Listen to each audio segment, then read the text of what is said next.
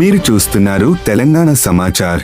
ములుగు జిల్లా ఏటూరు నాగారం మండలం చిన్నబోయినపల్లి గిరిజన ప్రాంతాల్లో వైద్య సేవలు అందించాలి. మంత్రి సీతక్క. ఏటూరు నాగారం మండలం చిన్నబోయినపల్లిలో నిర్వహించిన మెగా వైద్య శిబిరాన్ని మంత్రి సీతక్క ప్రారంభించారు.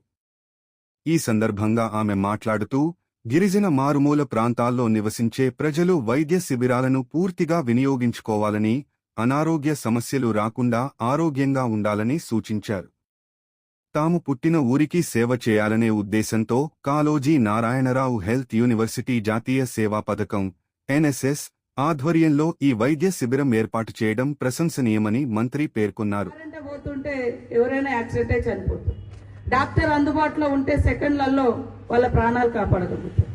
లేదంటే మరి అందుబాటులో లేకుంటే ఆక్సిజన్ కూడా అందించలేము, చనిపోతారు. సో మీరు దేవుడు కనిపించడో తర్వాత సంగతి, కానీ ఫస్ట్ కనిపించేది డాక్టర్లు.